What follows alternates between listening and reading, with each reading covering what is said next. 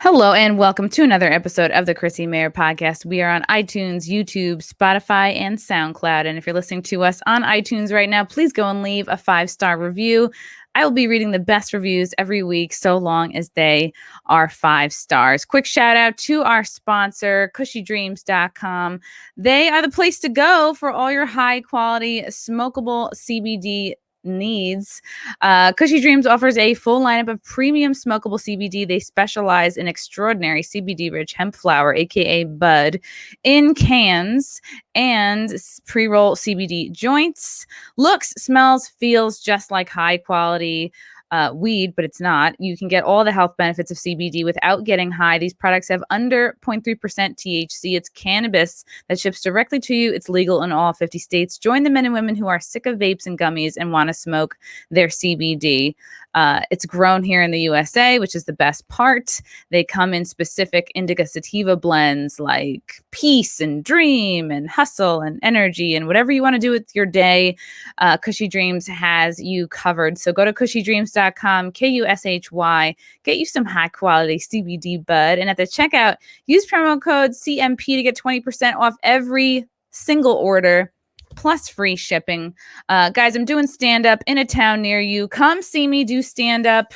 April 9th, stand-up New York. That's in New York City. Then April 23rd and 24th, I'll be heading to Wilmington, Delaware. That's the House of Laughs. April 30th, the Boca Black Box Theater in Boca Raton, Florida. May 1st, Lake Park Black Box, Palm Beach, Florida. May 2nd, Side Splitters in Tampa. May 9th, Bricktown in OKC. May 14th to 15th, Comedians of the Compound come to the Big Laugh Comedy Club in Austin, Texas. Zany's in Nashville, May 18th. Stand Up Live, Huntsville, Alabama, May 19th. Hilarities in Cleveland, June 3rd. And the Skyline Comedy Club in Appleton, Wisconsin, June 4th and 5th. Another quick shout out to Lucy Nicotine. It's a company founded by Caltech scientists and former smokers looking for a better and cleaner nicotine alternative. Finally, tobacco alternatives that don't suck. These products were developed and created for people, not patients. Lucy has a nicotine gum with 4 milligrams of nicotine that comes in 3 wonderful flavors: wintergreen, cinnamon, and pomegranate. Each and every flavor tastes great. I've tried them all. You don't feel like you're chewing on a cigarette. It just tastes like delicious gum. These products can be enjoyed anywhere, on flights, at work, at the gym. Wherever you go, they go. It's 2021. Time to ditch your cigarettes, unplug your vape, throw out your dip, and get you some Lucy nicotine gum or lozenges. This is the real deal. A subscription to Lucy comes directly to your door each month. It's so simple. You don't have to leave your house because Lucy has delivery down. For all my CMP listeners, go to lucy.co and use the promo code CMP. Get 20% off all products. That's lucy.co, lucy.co, and use promo code CMP. Also, I have to give this disclaimer. Warning, this product contains nicotine derived from tobacco, and nicotine is an addictive chemical. Go to lucy.co, use that promo code CMP, and get chewing. So excited to have this guy back on the podcast today. He's the host of Get Off My Lawn on Censored TV. He was banned before it was cool, I'll say. It's Gavin McInnes. Hello. Good to see you. Looking great. How was your St. Patrick's Day? I know you're of the Irish persuasion. It was great. I got wasted. I just got to say something, though, Chrissy. Before we started the show, you said, hey, I'm way better now. Like, my show is way more professional, and you're going to enjoy how awesome it is. And I said, in what sense? And you said, well, I don't... Wait, what are you doing, Ryan? He's centering you. You're moving it around? And you said, well, one of the great things about the show now is I don't do the reads with the guest there, so the guest doesn't have to sit around looking dumb while I do the reads. And then you proceeded to do the reads as I'm sitting here looking dumb, or I guess they can't see me. They can't see you. I'm sitting here through the reads. So I joked and said, oh, so your show's 1% better now because they don't have to sit through the reads. But then I sat through the reads. So it's like 0.5% better because now people don't look at me as I sit there. They can't see your face. Wow. That's leaps and bounds better. You know, it's baby steps. I use StreamYard now. Babies walk. Babies, like each step I would say is like 5 to 10%. You're Okay. going like millipede steps. This was a fetal step. It's a preemie step. A preemie step. Gavin, you and I were featured recently in the same article. There was a New Republic article that came out. I will throw it up on the screen. For the people who don't know, oftentimes there are comedy. They call themselves comedy critics. I feel like it's just sort of thinly veiled, failed comics or failed something else. And this guy, Seth Simons, decided to write an article about the two of us and mentioning, Kumia and basically like anybody who's like pretty successful, Legion of Skanks. And you read through this article, the headline here is the comedy industry has a big alt-right problem, which is catchy, it's a catchy headline. And then you read through it and you find out, no, he just has specific beef with comics and he's trying to link it together and make it about this big white supremacy problem, this alt-right problem in the New York City comedy scene. And he mentions like there's someone on an online forum who was mean to him and he's pretty sure he thinks it's a New York City comedian. And it's like, this is a long article. And it's just like, it's kind of sad because, you look into this guy and there's a few of these sort of comedy critics, AKA like failed comics, basically. This has been a trend for a while. Like, I don't understand. What do you think the fascination is with labeling somebody a Nazi or a white supremacist just because you don't like them? It works. Pedophile is a really good one, but it's very hard to prove. And you have to have kiddie porn or you have to have fucked a kid for that to really get some oomph. The beauty of racist, Nazi, is you don't really need evidence. Like I was just watching John Oliver right before this show, and he was calling Tucker a Nazi, and his proof is that an ex-Nazi says that his parents watched Tucker Carlson. Okay. That's it? That's called guilt by association. That doesn't work in the world of logic, but go bananas with that. But I don't know. We live in this strange climate, and it's especially bad since Trump. Since Trump was elected, now the racist moniker goes on everything you don't like. Mondays are racist. Eating your vegetables is racist. And it's effective because people are incurious and lazy. You know what's funny about that article, by the way, you just showed? Look at the visual at the top. It's Hitler doing stand-up, or a guy dressed as Hitler, and a bunch of rednecks watching him, and there's Confederate flags and stuff. And you're like, the reason that picture is absurd is because the comedy doesn't have an alt-right problem. You'd never see Confederate flags at any comedy club in the world. So the visual for the article shows you how absurd the article is. Anyone who's been to stand-up outside of, like, the 1% who have balls, like Legion of Skanks, like you, Dave Smith. The rest, the other 99% is just Trump is Hitler, 2016 sucked, 2020. We're getting a few pandemic jokes now, but I stopped going to comedy clubs because it was all politically correct bullshit spouted by a bunch of ugly fat lesbians. When did you stop going to comedy clubs? Was it around, that like 2016, 2017, like peak Trump is fully in office? Yeah. 2017, 2018. It was just Trump nonstop. And I think it's because Trump represents masculinity and being unapologetic. Yes. And it harkens back to like Michael J. Fox in that show. He was on that sitcom, Alex P. Keaton. Family Ties. Family Ties, and like the ZZ Top girls with the fingerless gloves, and back when you could wedgie a guy and lock him in a locker. And most of this new generation of comics are, from nerds. So there's Patton Oswalt and David Cross and all these guys who were bullied in school. And for a long time, the nerds, like Patton and David, were the kings, the cool guys, the Aziz Ansaris. So they went from wedgied in the locker to the rock stars. And then Trump comes along and goes, no, you're still nerds. And that really pissed them off. And I wish we had more like, I guess, blue collar comics or kind of regular dude comics. It just seems like the only folks that can pursue a life of stand-up. Largely it's like they either have rich parents or they're just like real comedy nerds, it seems. I don't know. I would say there's probably not enough diversity of thought in stand-up. It's either that or the one most people are just too afraid to stray from like the mainstream narrative. Well, the audience too. The audience, we're living in a humorless time.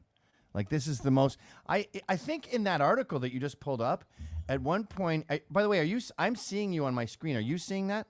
When I go like that, whoopah, that's the beauty of StreamYard. Oh, I see. Sorry. Okay, forget it. It's okay. It's all good. I think in that article, he talks about me saying I married an American Indian to clean the races. I did see that. Yeah. So it couldn't be more obvious of a joke. And my thing was like, look, you see some like yellow woman or black woman or red woman, and if you just marry a white person, you're not doing anything. You're not cleaning. But if you marry like a dark black woman, and then you have kids that are mochaccino, and then they marry a white person, then their kids are like lattes. Within like 3 generations, you wouldn't even know they're black. So you have to go in there, clean up the races, and whiteify them. That's obviously a joke. And that's what I'm. Yeah. Yeah, and I brought up Phil Collins' kids, and I was like, Phil Collins did a great job. His kids are blonde and blue-eyed. You wouldn't know that there's an Asian in there somewhere. And this guy is willfully being ignorant of that joke to help his pathetic hypothesis. And it's not just him. You're getting this in comedy audiences too, where they're purposely putting their fucking haunches up. You know what I mean? Like they have this fence in front of them where they filter all the jokes through, and they're not enjoying the comedy themselves. No, and it's like how sad for them. Like I'm seeing it less now, like through the summer, and like now the audiences I see now are like they're desperate for entertainment, but very much pre-pandemic was, people showing up like arms folded, like try to make me laugh because I'm gonna be like the moral police on what's being said here. It's like, why spend money? Like stay at home. Like don't go out. Imagine you went out dancing, and you stood there on the dance floor and goes, "This isn't a good beat. I don't feel like dancing. My legs don't feel compelled to move." Like you wouldn't enjoy it no matter what they played. You have to sort of go out and start moving your legs around to get the blood flowing, to get the music going, and we're living in such uptight times that these people are depriving themselves of fun.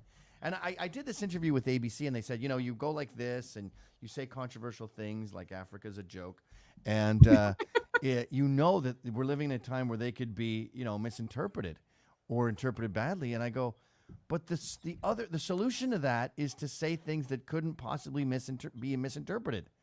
And now you're a dictionary. Now you're a robot. Now you're a non-playable character.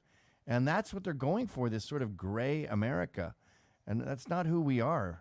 We're nuts. No, not at all. And I think some of these audience members, they'll show up with arms folded, like almost they think that not laughing at you makes them somehow smarter, when to truly listen, a laugh is a response that you don't have control over. That's what's the best part about stand-up is to charm a crowd and to get them to laugh at maybe, like, I don't know, something they're not walking into the club thinking I'm gonna laugh at miscarriage today, but you kind of get them there. They don't have control over their laugh, and that's like why it's such a beautiful thing. It's like fucking. Yeah. Like you got to get into it. You got to sort of play the role and say, I'm a fucking whore. Yeah, sometimes you're not in like dirty talk. Sometimes like sex and comedy, you're not into it at the beginning, but you get into it as you do it. Right. You gotta, it's like I could get a blowjob and have a totally negative attitude the whole BJ and just be like, well, this doesn't feel that great. I mean, it feels okay. I mean, I bet better. It feels good, but I'm not dying. I mean, it's not like the greatest blowjob in the world, whatever. Like you gotta kind of go and get raunchy with it to enjoy it. That's why I drop my daughter off at school and I see all these young men all wearing sweatpants, and they're like, "What? Fashion's gay?" And you're like, "Yeah, but you gotta participate. Like you gotta show up for work. You gotta put something into it. So like, I don't know, a cowboy at your school. Be the only cowboy at school. When we were in school, and I hate to be the whole like when I was young thing, but there was mods and punks and skinheads and cowboys and goths and rockabillys, and people cared. They were People had a happy look. they were Yeah. born. And with fucking, you gotta like sort of suspend your disbelief and play the role and get into it. And with a comedy club, you gotta say, I'm gonna rid my mind of being offended and rid my mind of all my biases and everything, and just like let the words wash over me. I got a babysitter tonight. These drinks are expensive. Go ahead, have fun with me. Yeah. And we've lost that, not just in comedy but in America. And it's the thing I love about America is it's whatever I'm talking about right now. This whole like going for it thing is uniquely American. Like they do it more than other people. When Europe's got too much history, Britain's got too much hierarchy, the caste system. But in America, they're just like, yeah, I'll try it. Let's do it. I always bring up Rodney Dangerfield in Caddyshack, the nouveau riche guy with the loud pants. Like that's America to me. And they're to get rid of that, we're becoming European. And I've always said this, and I feel really strongly about this. If you're American when you're outside of the bathroom, then what are you when you're inside the bathroom? European. And that's something that we can't let happen. Right. Have you always been into fashion, or did it develop later on? Like I actually really like, I changed my whole outfit for you, Gavin. Like I was like, I know how you feel about sweatpants. I know how you feel about sweats in general. I was like, it was a good reminder that I need to like really bring my best to it. And it's not been worse than the past. 2020 was the year of the sweatpants. It was all over. All my advertising was buy chic quarantine sweatpants. I don't even understand them. Like a wallet is heavy, an iPhone is pretty darn heavy, and when you're walking around like that, they blop around, they droop, they pull your pants down. They do.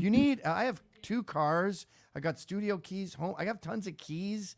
Like my denim can barely handle my shit, and I can't imagine sweatpants. And they're so soft, and your balls are all there for everyone to see. Like even at the gym the other day, I'm doing jumping jacks, and I'm in front of the mirror, and I'm looking at my dick. Like my shit is right there for everyone to see. Distracting yourself, yeah.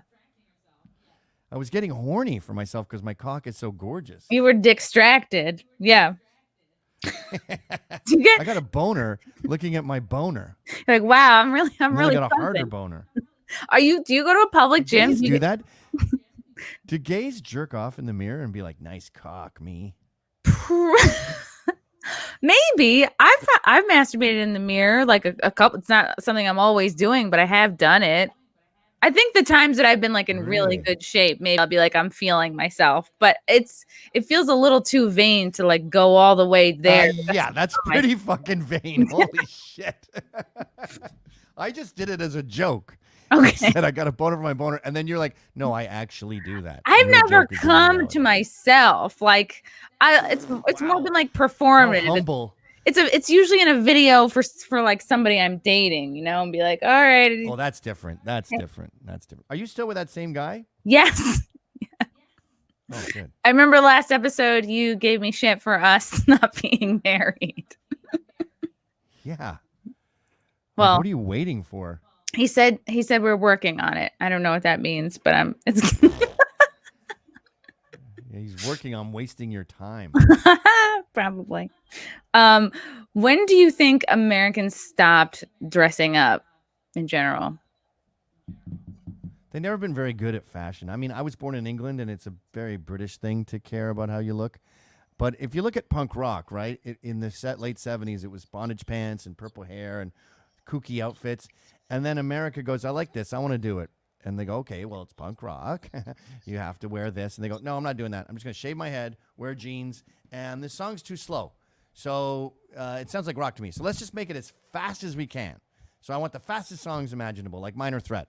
Just T-shirt, fucking jeans, Vans, shaved head, and the fastest music. That's America. It's into fast, cheap, and easy. So they've never really been into being into peacocking. But I find this new generation are the worst I've seen in a long fucking time. I think that I mean, we were doing okay in the 80s. We kind of cared in the 80s, but 90s, but there was grunge, and that was like anti-looking good. I remember I asked Kennedy once. I go, "You're hotter now than you were when you were an MTV VJ," and she goes, "Yeah, but back then in the '90s, if you weren't wearing like shitty pants and Doc Marten shoes, you looked like a stupid bitch, like a desperate whore, like you were trying to impress people."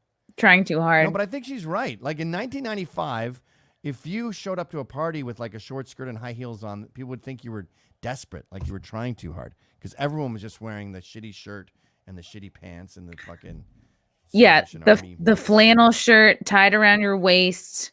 Actually, probably in necklaces like this, the chokers, and then like the Steve Madden platform sneakers. And I just remember like being at church, like, well, before I was confirmed, because I was confirmed at 14 and we stopped going, but there was always like the sense of still then, like, what was it, 90s, the 90s, like you had to dress up for at least church. Like that was still a thing. Now have you noticed at weddings now? At weddings, they often, at the church part, they'll just be in like a Hawaiian shirt and shorts, and then they'll dress up for the, whatchamacall? The after party, the reception. They'll dress up for the reception, but not the wedding. That seems weird to me. How do you feel about two dresses? How do you feel about like one dress for the ceremony and then like a shorter, I've seen like shorter, sassier dresses for the reception. Great. Good move. You don't want to upstage the bride, so you should take it easy at the wedding. Be as bland as possible and not too sexy too. You don't want him having second thoughts. And then the reception go nuts. But one thing that drives me nuts is these fucking women take their shoes off for the dancing. So oh they my look God. like $1 million bucks. Their hair, they got their hair did, and they're fucking, they lost some weight for the big day. And then they just got their big stupid toes all over the dance floor.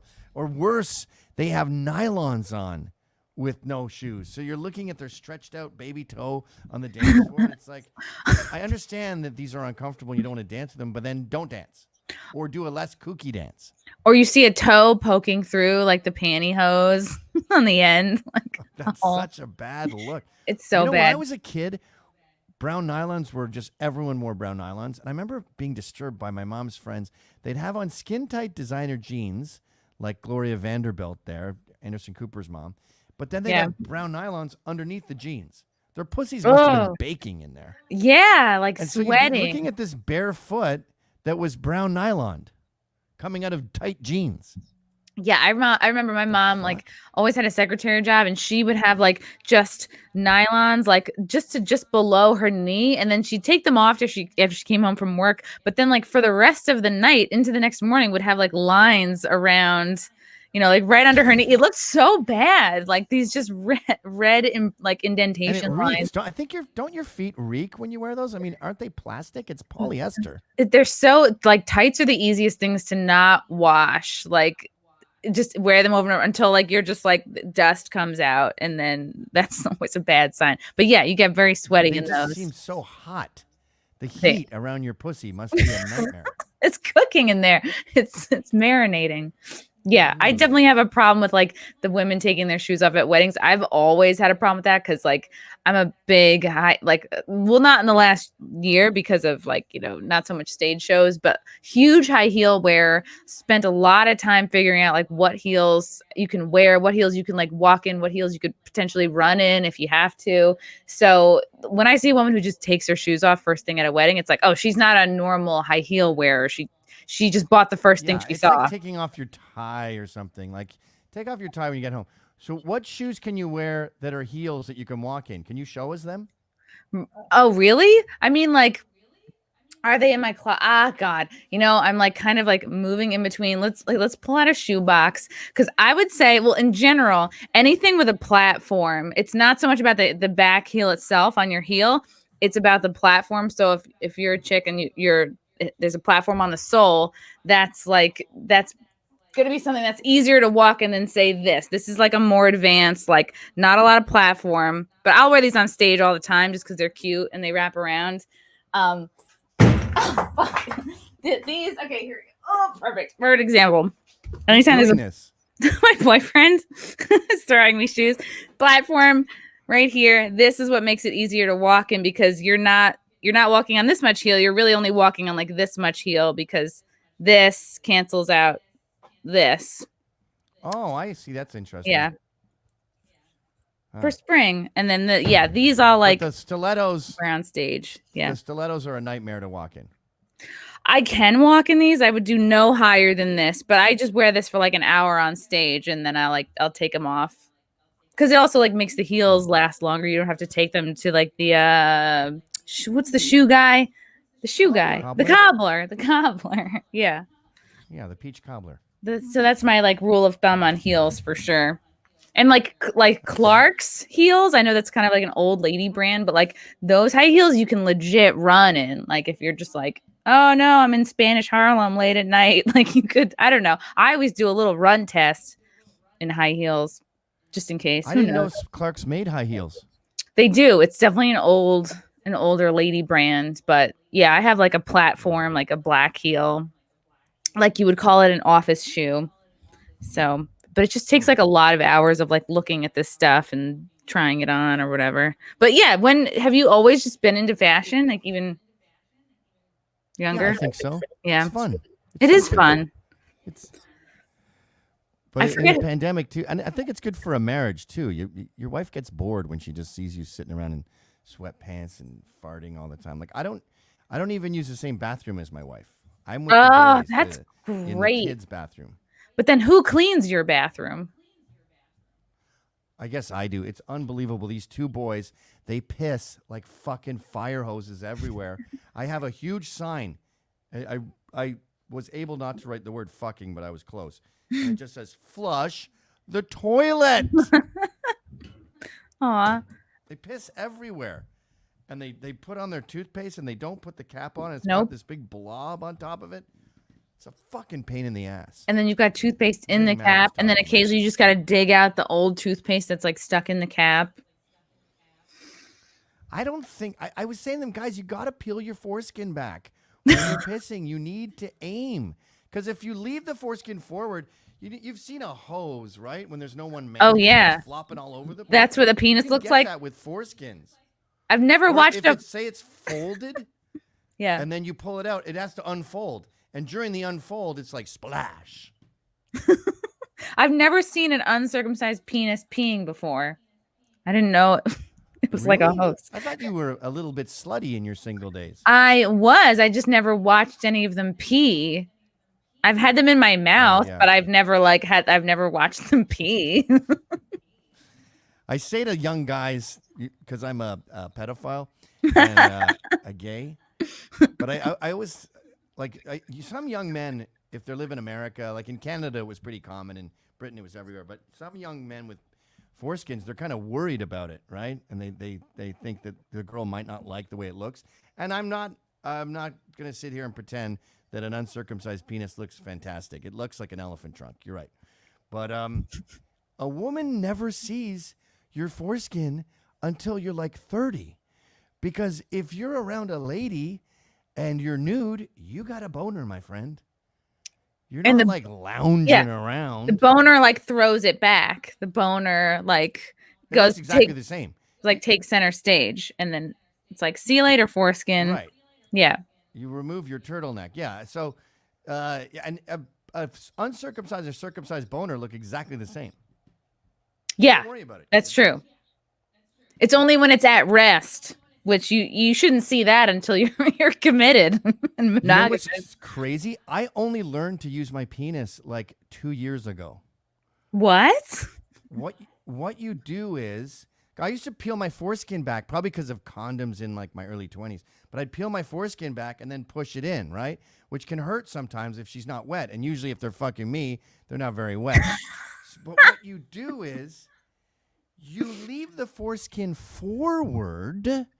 Then you meet her at the front gate where her lips and your lips meet. Then you push. And the pussy lips push the foreskin back, and you Trojan horse your way in there. They work as a team. I could fuck the driest rock in the desert, but I just put my lips there and then push.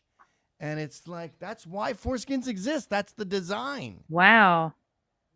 How'd you find that out? Just trial and error? I don't know. I think I just tried it one day. And what I used to be doing is I'd spit on my hand for lube. That would give her a UTI. I'm fucking gobbing on a woman's pussy. Yeah, no girl likes it when you spit on her junk. Like, I know guys see that in porn all the time, but it's like, ugh. It's no part of that is good. Since I tried that, my wife has not had one UTI, and they used to be a pretty regular thing. But now, oh yeah, I could fuck her ear with this trick. Anything. Wow. And her ear's probably super tight. No. I can't believe I didn't know. And guys, if you have foreskins out there, you're gonna fucking freak out when you try this. Yeah, so you're just saying just put it in regular. Don't worry about pulling anything back. What you do, make sure, actually, don't let your foreskin recede. Make sure your foreskin is forward as much as it can be. Oh, so like all the way out. Okay. You may, yeah. Like it naturally is going to come back because it doesn't have enough surface area to cover. Where's it going to go? So it might be sort of like, it might be poking out like just a teensy bit, like a dog penis, right? Yes. But get it at the gate, and then just leave the lips at the gate. Like it's like taking off your coat when you go inside. Wear your coat into the house and then take it off. I was taking off my coat on the street and then trying to walk in nude, and it was not working. Oh my gosh. Not since this invention. Yeah, it's great. Here's another trick for the kids at home, by the way.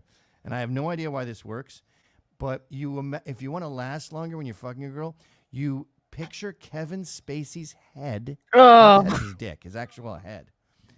His face, picture it just floating above the headboard, about 5 feet high, just looking at you, just going. And I have no idea why. It buys you another minute, another 2 minutes. I've told this to dudes. They've gone like, shut up, you're weird. Then they've come back to me a couple days later and went, dude, you changed my life.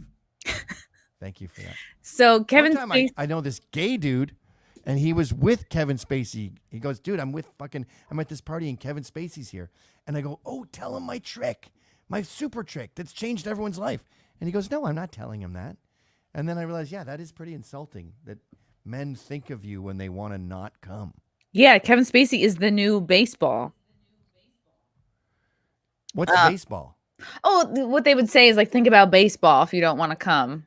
Oh, right. Yeah. Or the alphabet backwards. Yeah, those all are great. This is another universe. Baseball and doing the alphabet backwards will buy you like 40 seconds, 50 seconds.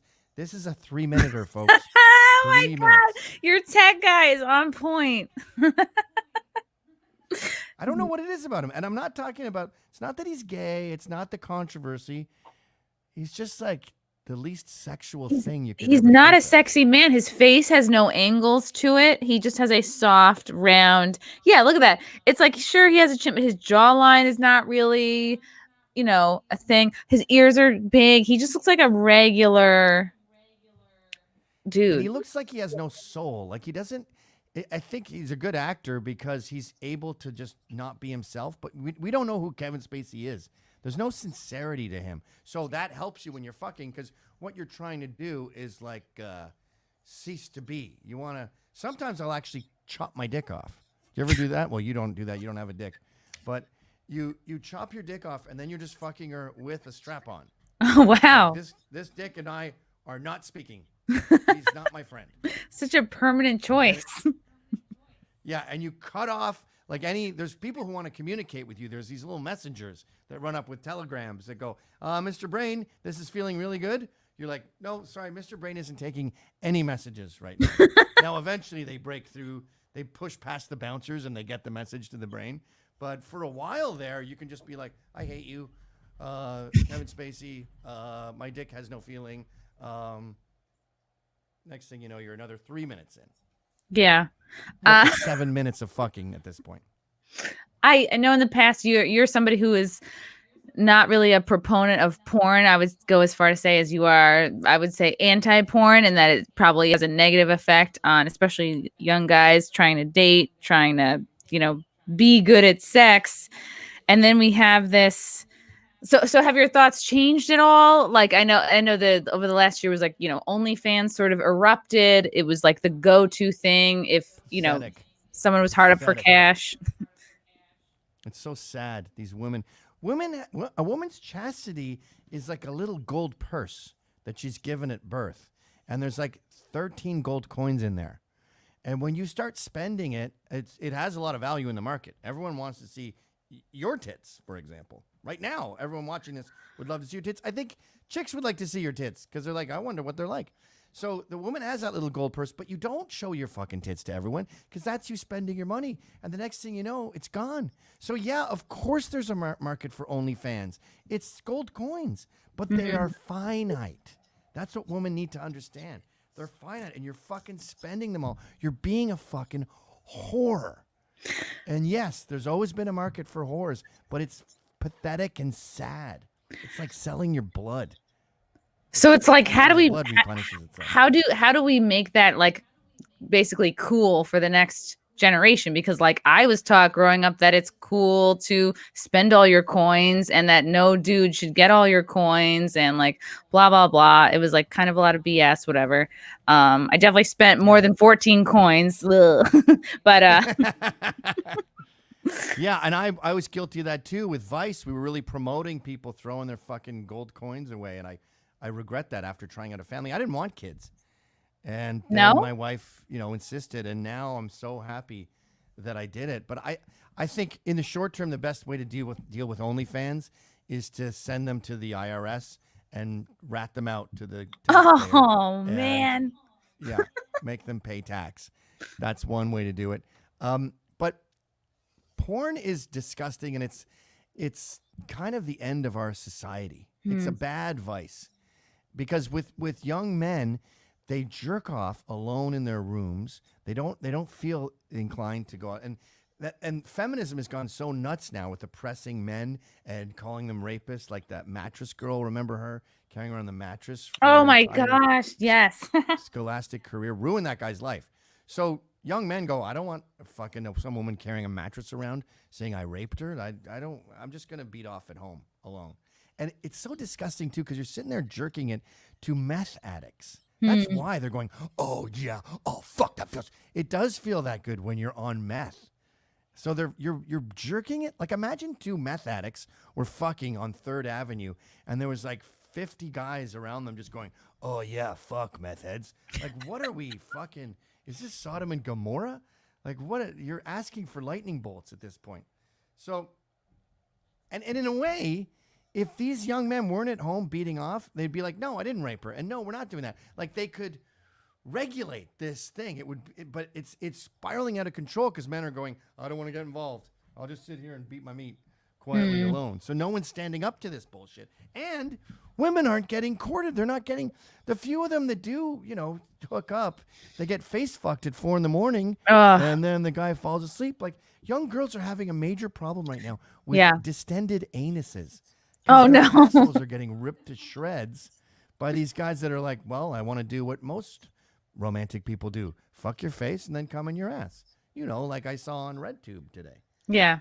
So it's terrible for young men, but then it's also terrible for marriages because your wife puts you in the doghouse and you're like, I don't give a shit. I'll go fuck 10 tens. And your brain doesn't know the difference. Your brain rewards you with endorphins because it goes, this guy's Attila the Hun. He's out there fucking all these 10s. Great work, dude. And so, but now, like with me and my wife, if I'm in the doghouse, I'm freaking out because I'm going to starve to death. I have one food source, and that's her pussy hole. And if that shuts, I'm fresh out of luck. So I work on the marriage. I don't like sleeping on the couch. But I think porn ruins marriages too because men have somewhere else to go. So the whole thing started as a joke with me and Dante Nero, where we said, I'm going to not watch porn or beat off for 10 days. And then I texted him. I'm like, dude, I'm dancing when I walk down the street. I'm singing in the shower. I'm a genius, too. I'm so fucking smart. And he goes, me, too. And I just fucked my girlfriend in half. And I was like, let's continue it. Well, so we do have a rule, though. We started this in the Proud Boys. We said, no one's saying you can't beat off, but no porn. And if you beat off, it has to be within a yard of your significant other with her permission. So you can't beat off when she's asleep. But so say she's menstruating or pregnant or something or just doesn't love you anymore.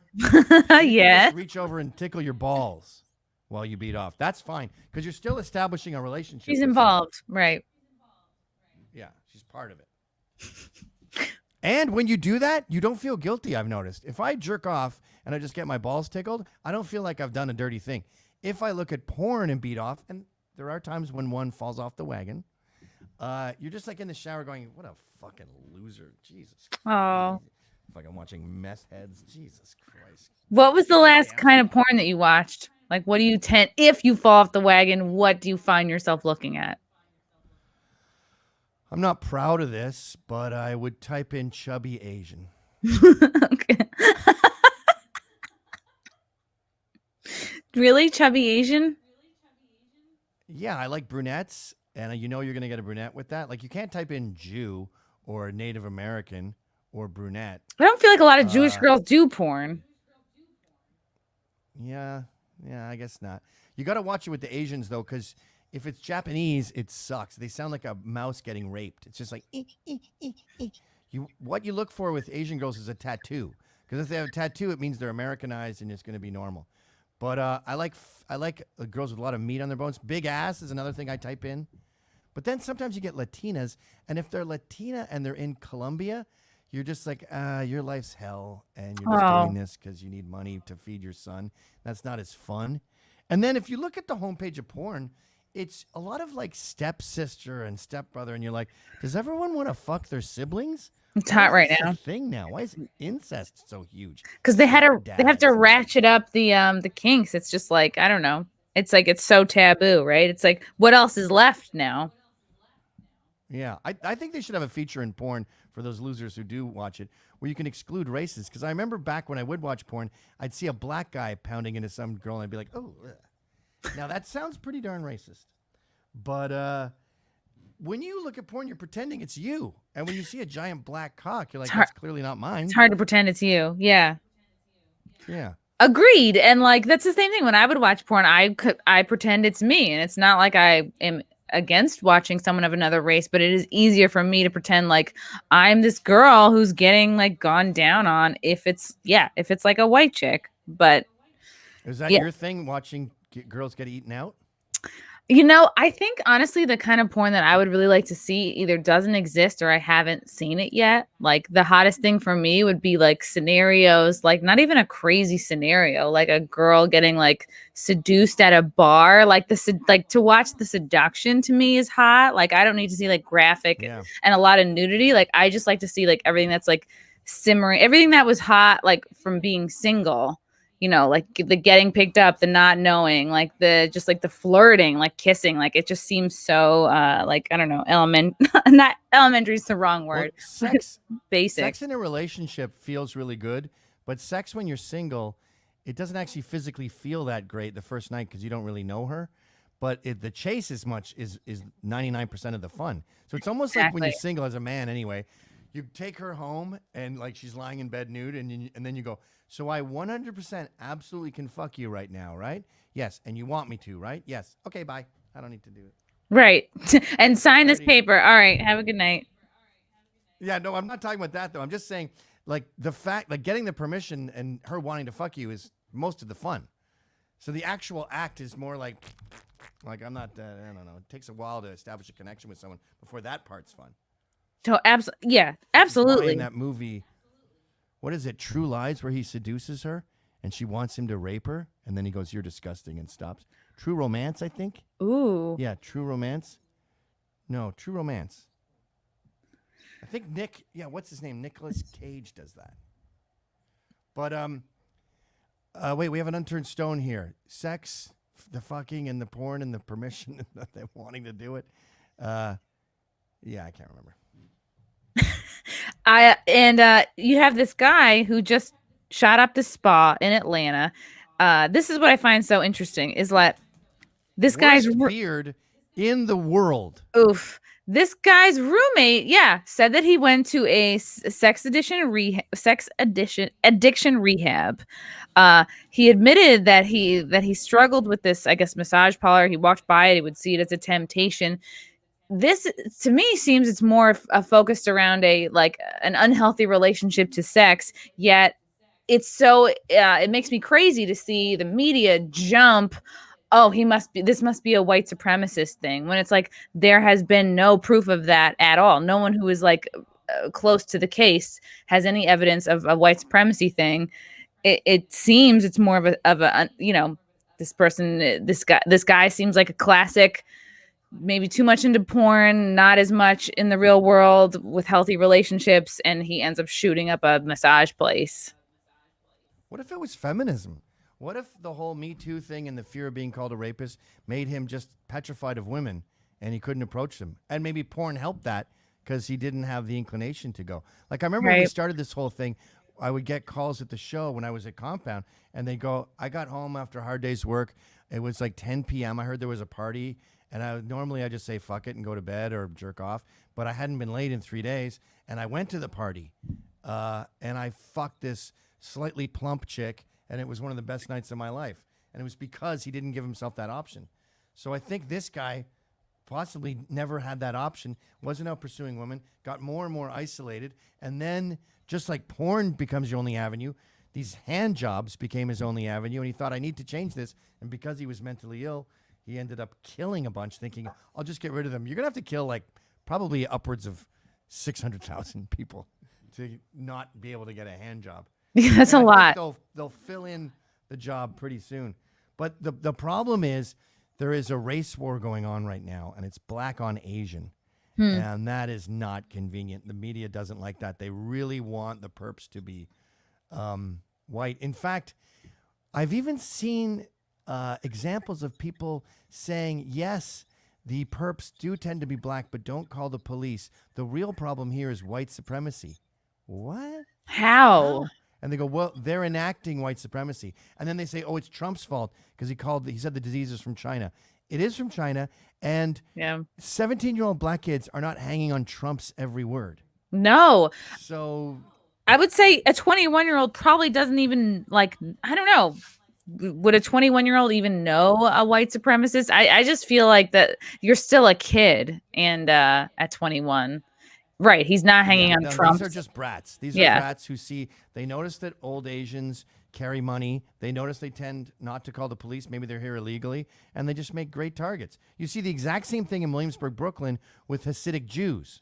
They tend not to call the police. They're not tough. They don't fight back. So they go up and they hit their big fur hats off and they shove them, and it's just a sport to them. It's like it's the knockout game, right? Those fur hats are so expensive. Yeah, I think they're like $3,000. Imagine wearing $3,000 on your head. I don't know. Well, imagine being cheap and having to spend $3,000 on a fucking hat. Hey. But it's funny seeing the press today. I'm looking at them on Twitter, the liberal media, and they're just like, stop saying this is about sex addiction. Don't let him.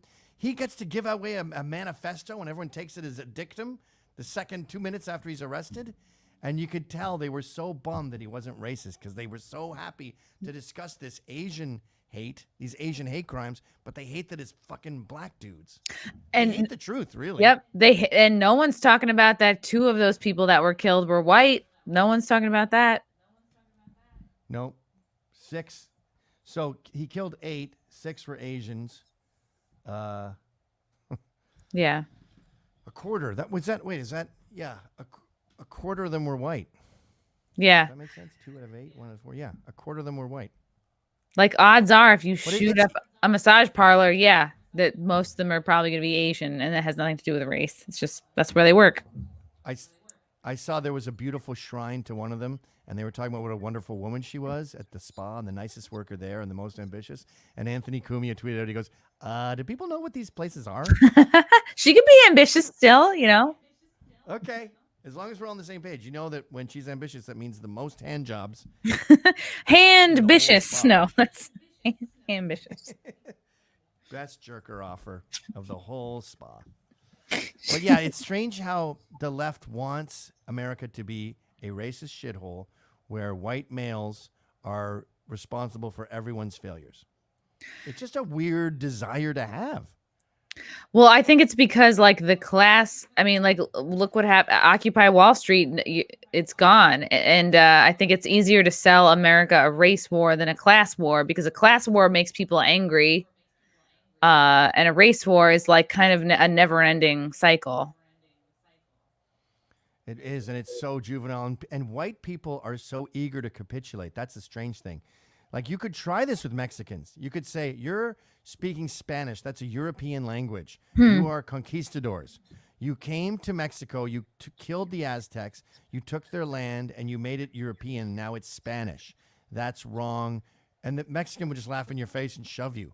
So they go, oh, that's not working. Or you could say to North Africans, you started slavery. You invented it, you fucking North Africans, and you can still buy a man in Libya today for $400. Fuck you. Really? I tell you to fuck off. So that's a bargain. Yeah. I know. Ryan and I were just talking about it. We want to go buy one. I can just be like, please just do my laundry. That's it. Like, I just really. Just go get me a beer, bitch. Like, just call him an assistant. I'd be like, this is an assistant. He helps me with my calendar. Assistant that I own. Well, they weren't slaves. They were assistants. Yeah. I would do, if I still ran Vice, I would go to Libya, buy one, and then just like have them around for a few days and then just like lose them. Put them on a train and then jump off the train just as the doors are closing. Just like, they're like, what are you doing? They're interns. What? Yeah. What? You're like, bye, slave, you bitch. That's my slave named Bitch. No, it's pronounced Beach. I have 3 kids, pronounced Beach. A beautiful wife. Yeah. I have a show called Get Off My Lawn. Oh, and a slave named Bitch. Parlor bio. Okay. Does it give you, I don't know, comfort in a way? I mean, you were banned a while ago from various platforms. Does it not make you feel better in a way, but does it make you feel to now have watched so many more personalities and folks get banned and censored over the last couple of years? Like, has that changed your feelings on it all? Or you're just like, well, yeah, it's just getting worse? Or, do you feel like you were just kind of the first of many? Why are you giving me so many options to answer? You can just ask the question.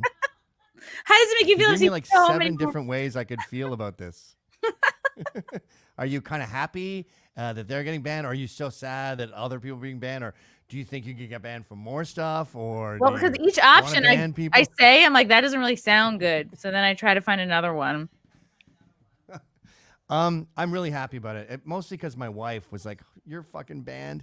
I remember a long time ago, she says, can't you be more normal? Couldn't you be like Tucker? And then his house got attacked. And I went,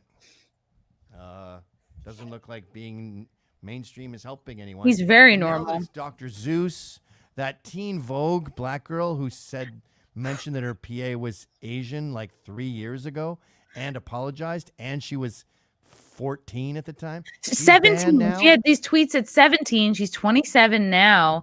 It's just wild that they're good. And this is something Milo was always pushing. He was like, it doesn't mean anything when you and I are banned. We're freaks. Right. But he goes, when Ben Shapiro and Steven Crowder get banned, it's good for all of us because it's more absurd.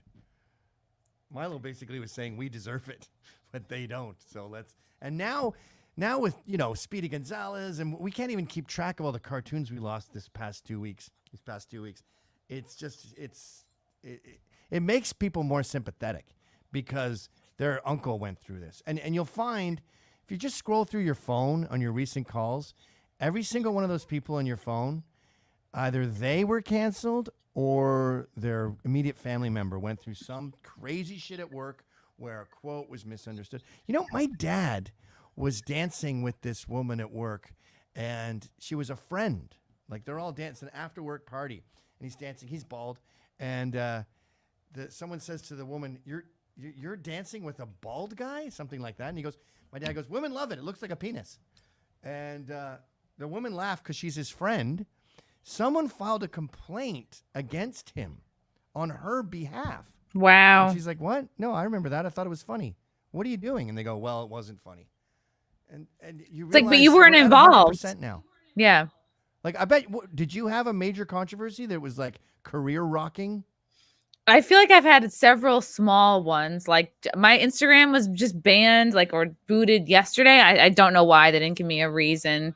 I went after, Yeah, I have to like file some claim. I think if you try to look me up now, I'm just considered an Instagrammer. Like my name doesn't even come up. It's really, really, really mysterious. Um, and they don't give you a Are you reason. monetized? My Instagram, Are no, you I'm actually monetized? I was shadow banned actually before this on Instagram. But what about on YouTube? Can you have commercials on your videos and get Yes, paid? some of them. Yes, yeah. Actually, our last interview is fully monetized. Thank you very much. Really? That's rare. Yes, you're moving Because on up. it's not unusual for someone to be banned for having me on.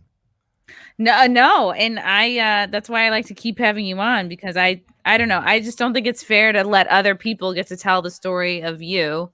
Just like I don't think it's fair to have other people tell the story of me. Like in this Seth Simons article, he called me like a QAnon person just because I tweet about child and sex trafficking. I was like, well, that's something that should concern everybody. Yeah, it's highly illegal. The FBI and the NYPD are very concerned about sex trafficking, and it's really common. And the press is so busy worrying about who said the N-word 20 years ago that they're totally ignoring like entire caravans. Remember that a couple weeks ago they found a van, what was it now? A big truck that had like 24 just missing kids in it, ranging Wow. from 8 to 18, and about a third of them were prostitutes. And you're like, I want to hear everything about this: where they're from, what their ethnicity is, who's in control of that, and it doesn't really make it to the news. And just like how more Bizarre. and just how more people are getting banned and censored, it's like for years I feel like you've maintained like you've wanted the borders to be kind of more locked down, and now it seems like a lot of people are like, whoa, what the hell's going on at the border? Things are out of control. There's a humanitarian crisis down there. There's way too many people getting in illegally, and they may or may not have COVID. And I guess, yeah, similar question with that. How does it make you feel to see now everyone's kind of upset at the border, whereas people, I'm sure, gave you shit for your feelings on it like years ago? Told you so. You know, I've got tons of money. I'm safe. I'm well armed. I got a great security system. I'll be safe. If this became Escape from New York levels bad, I'd still be good. I'd still be secure. I was always warning everyone else for their own good, saying, I'm good, but you're going to be fucked. Like, you live in the city, you're unemployed, you don't have any savings. And everyone told me to fuck off and said that's racist. And I went, okay. And then when Biden got in, we all went, you're making a big mistake. And they did it anyway. And now what do they see? Dr. Zeus is illegal. Migrants pouring over the border. Children in cages. Children getting raped as they cross the border. Those coyotes are raping kids. And these kids have been molested so much, they're fucking each other. Like 11-year-olds are fucking 10-year-olds in this disgusting mess. That's so sad. That we've created by not having borders. You know, everywhere else you go, they talk about immigration all the time, and they're totally normal about it. Like, I was in Jamaica recently, and I was watching cable access because I like the accent, and it was all about immigration. The people coming in, you know, from all manner of places, coming in from Haiti and Dominican Republic, you know. We need to strengthen our borders. It's really good. They were talking about, you know what some people do? They come in from Haiti, they get citizenship in Jamaica, and then they go travel to America to see if they can sneak in. So if they get deported, they'll only get deported to Jamaica. Oh, wow. It's like a vacation at that point. Yeah. Yeah. And the fucking locals are pissed off about it. Mexicans are brutal with their illegal immigrants from Guatemala and Nicaragua. They fucking beat the shit out of them. They drive them back to the border, throw them off a cliff. Like, everyone else is normal. Not that it's normal to throw illegals off a cliff, but everyone else has borders. But for some reason, we're the only ones who are not allowed to have them. And they say that clearly. Antifa clearly says, no borders, no wall, no USA at all. Okay. Is that really what you want? You're going to be the first to go. I'll be fine. I don't even think they know what that means. I think that these are a lot of just like, it's just whatever it's the name for whatever the confused, 17 to 25-year-olds are. Because I know I was an idiot when I was that age and I didn't live enough of real life to know what was truly important. Well, you're also a woman. I think the biggest problem is we let women into politics. I don't know who's the assholes that let them vote. They should be allowed to vote. They just shouldn't vote. And now that women are into politics, Now politics is fashion because that's what women love, right? So now they just follow the trend and logic has nothing to do with it. So now trans is hot. Okay, my son's a girl. Can I come to your party now? Yeah, but you better put a dress on him and grow his hair long. Yeah. I saw a list the other day of all the celebrities whose kids are trans, and it goes on and on and on. Megan Fox, Charlize Theron, I think Gwen Stefani. It's just the thing you do. You put a dress on your boy, and you tell him he's a chick. And now the fashion is to be open borders and no borders at all. Like when you say no, what is it? No borders, no wall, no USA at all. Yeah. When you're saying that, you don't believe it. It just sounds good. It rhymes. It rhymes. And it's the thing to say. It's like voguing or you go, girl. It's just a thing. And so we've had this, illogical flurry of random statements and beliefs in our society because we said, hey, ladies, come on in. I mean, we did the same thing with college. We're like, everyone's welcome. Okay, I'm failing. This is hard. All right, the courses are all changed now. Now it's the history of rock. Okay, I got a B in that. All right, and now it's like the social hierarchy and whiteness in America from a black dialectic. Okay, I get a C in that. It doesn't mean anything. And right. Now we just lowered the bar on so many of these things that, And then when someone like me comes along and says, can we re-inject some rigor into this conversation and demand that you say something like John Oliver just a second ago saying Tucker Carlson's a white supremacist because white supremacists like his show. And you go, okay, Hitler used toilet paper. Am I a Nazi now? Right. All dogs are mammals. All cats are mammals. Are all cats dogs? But I can't say that anymore because I've been depersoned, deplatformed, kicked off PayPal, kicked off of Stripe, kicked off of MailChimp, Instagram, Twitter, Facebook. You can't say censor.tv in a private message to someone. You can't put my face on Instagram. It won't mount as a picture because what? Really? The measurements have been there. Yes. I am verboten. And when I get letters to my show, they always at the bottom say, please don't read my name. So not only is it verboten for me to say something, but you can't use your credit card to listen to me privately and have anyone know about it. And it's the way you control the conversation when you can't compete in the free market of ideas. You just shut the other person down. You can say a bunch of stupid shit. Like, how do you? This guy right. was powered by white supremacy. Have these insults like Nazi and white supremacist, have they now lost their zing, their sting after years of overuse? No, it still affects my kids. Like, wow. I don't know if I want my son hanging out with that kid. His dad's a Nazi. It affects that really happens? Other parents look. Oh, yeah. The other parents look at my wife when she picks up my youngest boy. Or I don't know how much it's affected my daughter's social life. It's a difficult thing to quantify. But, no, it still works great because women are incurious. And they really, they are the ones who push these campaigns. It's the wives, not the husbands. The husbands are busy at work. So when they attack me or my family, it's Karens. Karens are really the scourge of this country right now, and they've never been more empowered. And my favorite of them all is Amy Siskind. She's like the Pied Piper of the bored housewives.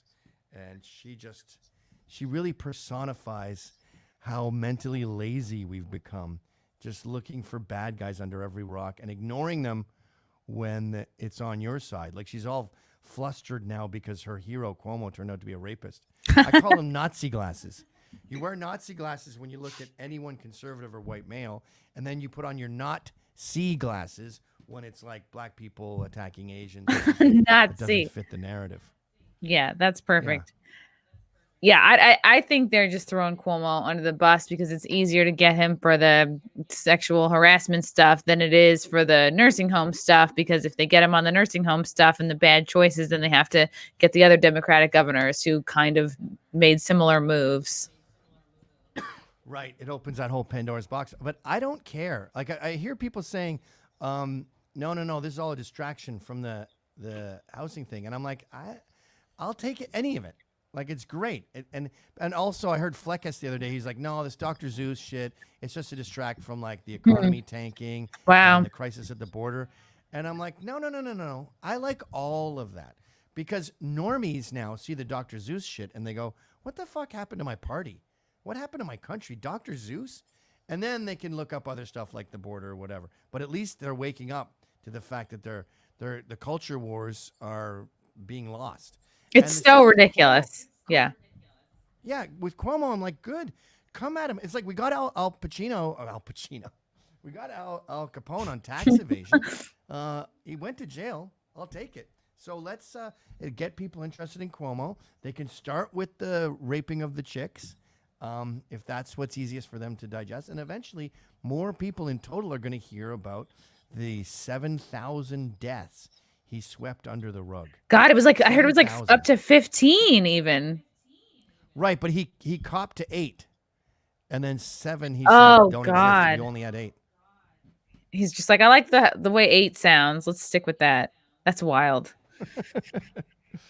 And remember, we had that giant boat in at the port there. Yeah, by, the what's it Mercy called? boat. Yeah. And then we also had that massive tent hospital in Central Park that I visited many times. I was walking by and never anyone in it. Yeah. So we also had by my apartment like a huge white plains, like so many tents set up by the I think the White Plains train station. There was never anybody in there. They were trying to make it look like, oh, we really need to spread out these fake hospitals. I never really understood that. And because journalists are so shitty, they don't get the real stories like child trafficking and why not put the sick people in the boat? But I think it comes down to funding. And he didn't want, I think it was Trump's idea was the boat. So he didn't want Trump to look good. Remember, we had the vaccine ready to rock a while ago, but they didn't want to unleash it until Biden was in office so he could take the credit. And then that hydroxychloroquine, I talked to doctors and they said, I'm having pharmacies call me and give me the 10th degree, quizzing me on why I prescribed this drug. And they go, that's never happened to me my entire career. No pharmacist has ever called and grilled me about why I chose this drug. So yeah. Meanwhile, it's been used to treat kill people. Yeah. It's been used to treat malaria for decades. Right. I guess it's a blood thinner or something. Mm-hmm. I don't know. Yeah, that's insane. It's so petty. It's so you live petty. In White Plains? Yes, and like looking to like buy something. So just kind of like looking around. Even though all my friends are like, don't buy in New York. New York is dead. But I don't know. I don't feel like abandoning it. Well, just the city's dead, but the suburbs are thriving. Yeah. Because the city's dead. Yeah. So I'm all about, I'm like the only person in my family still in New York. Like everybody's just like gotten the fuck out. So I'm holding it down. I'm getting the fuck out. I'm looking at Eastern Tennessee, the Carolinas, that area. I had a great idea. There's a bar in Williamsburg, Brooklyn called Skinny Dennis. And it's really authentic, Southern looking. And what they did is 2 FDNY guys, they drove down to the south with a U-Haul. They went to shitty garage sales, right, and bought garbage. So it's like a woody. It's like a wood Willie Nelson with it's sort of broken, right? Like the nose is broken off. So they bought all this shit. Then they came back to Williamsburg, Brooklyn, and decorated the bar, and it doesn't look phony or fake because it's not like this is an old-timey saloon, perfect phone bar. It's real shit from the South. So it looks really authentic when it's just a pop-up, really. And it's actually so authentic once that these stupid black people came into it when I was there once, and it has swinging doors. And they looked around, they saw like people with tattoos and stuff, and they went, uh-oh. And they turned around and walked out like they walked into a racist bar. It's like that sounds pretty judgmental and racist, actually. Yeah. We're in Williamsburg. You think there's going to be someone going, well, looky here. Yeah. Got some Negroes. Yeah. No one's going to have a toothpick in their mouth. Yeah. There is 0 Nazi saloons in fucking Brooklyn.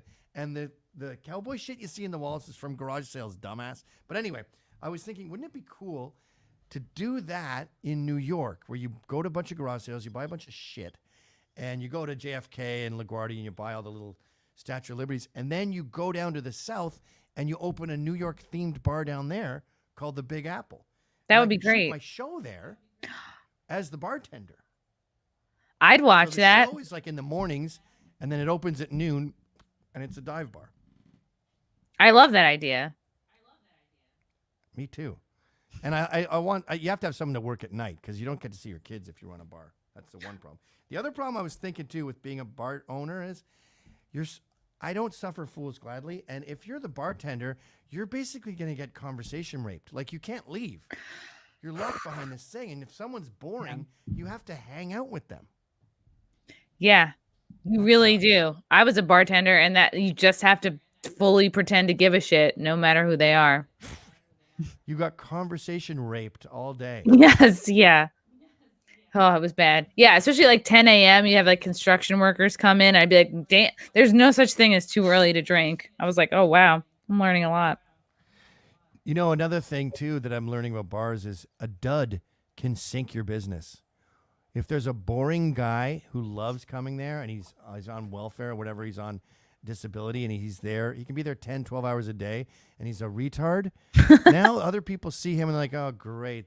We'll call him Bobby because I'm thinking of a particular person.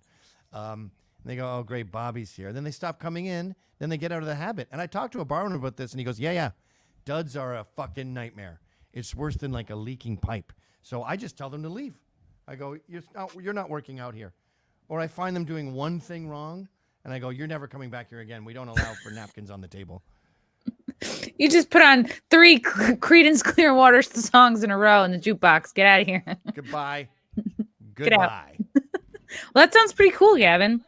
I'm sorry that your kids are getting bullied. Not really. No, not bullied. More potentially ostracized. Yeah.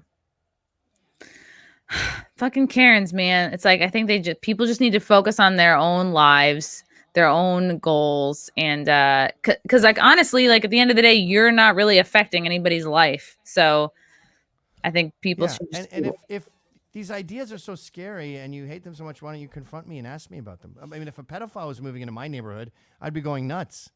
I'd be there at his front door, but they just would rather do it, behind the scenes. I think, if I was going to confront a pedophile, I would rent an ice cream truck and then drive it around his house and then try to like lure him out because I'd be like, "There's you think they?" And I'd be like, "Gotcha." I've done that. I shaved my beard and I wore overall shorts and I had red Chuck Taylors on and I got one of those hats that has the propeller on the top. And then I was licking a lollipop that was the big giant swirly one. Walking by his house, and he stuck his dick in my face. And I went, just kidding, I'm not a kid. Gotcha. And I grabbed his dick, and I ran. And I stretched it 3 city blocks. Like Stretch Armstrong. Yes. Did he learn his lesson?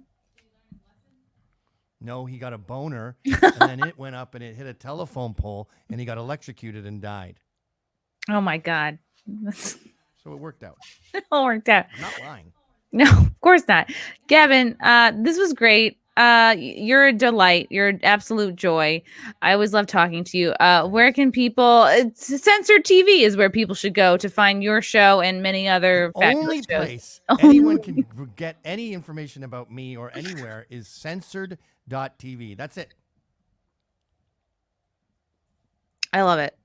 Gavin, thank you so much. Thanks for coming on. Hopefully people are going to turn around. I see the tides changing. I see more people getting fed up with it. And I don't know. It sucks that you kind of had to be like among the first to be canceled. But, you're not alone.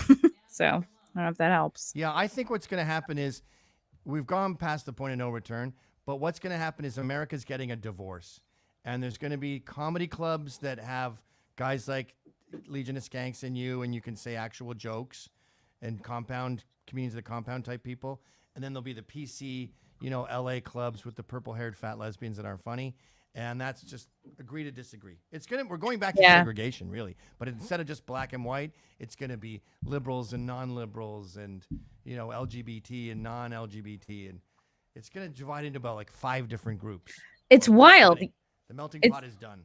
It's insane to me because like even that, I'm sure you saw the thing about Columbia University having like 5 different graduation ceremonies, like one for blacks, one for Hispanics, one for a low income. I'm like, if I'm like the brokest person at my college, like please don't highlight me with my own ceremony. How embarrassing is that? Sucks. You went to the low-income graduation. Yeah. Holy shit, that's embarrassing. Yeah. Don't get that robe dirty, and you got to give it right back. It's a rental. They're probably ugly too. Poor people are so gross. Oh. Everybody, check out Gavin McInnes, host of Get Off My Lawn on Censor TV. Thank you so much, Gavin. Always a pleasure. Talk to you soon. Yes, see you later. Thanks for having me.